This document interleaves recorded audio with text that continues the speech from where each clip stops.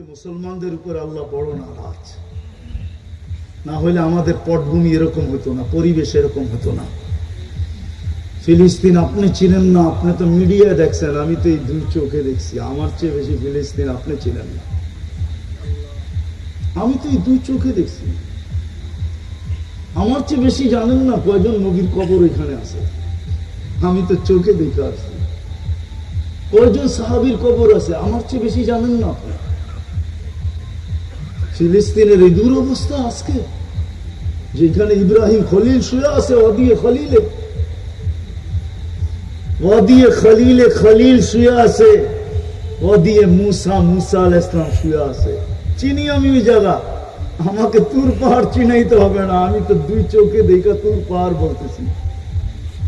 আল্লাহ আমাকে দুনিয়া বহুত দেখাইছে, জানি না বাঁচলে আরো দেখাবেন কিনা, কিন্তু এই পর্যন্ত বহুত দেখাইছেন। ফিলিস্তিনের এই দুরবস্থা, শুধু ফিলিস্তিন একা দায়ী না, আমরাও দায়ী। মাথার ব্যথায় শুধু মাথা দায়ী না, পুরা শরীর দায়ী। কানের ব্যথায় শুধু কান দায়ী না, পুরা শরীর দায়ী। ঠিক না? প্রত্যেক অঙ্গের আলাদা আলাদা অসুখে পুরা শরীরই দায়ী। ঠিক না? মুসলমান তো এক শরীর, আমরাও দায়ী। আজকে এই দুরবস্থা কেন?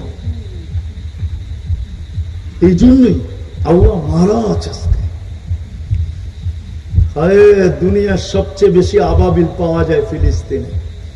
আমি তো আল্লাহকে বলি, আল্লাহ আবাবিল গুলা উঠতে দেখি এখনো, তুমি একটা হুকুম দিলেই তো পারো। ওই হাতিগুলা তো অ্যানালগ ছিল, আর আজকের হাতিগুলা তো ডিজিটাল। অ্যানালগটাকে যদি পাউডার বানাইতে পারে তো ডিজিটালটাকেও বানাইতে পারে। ঠিক না?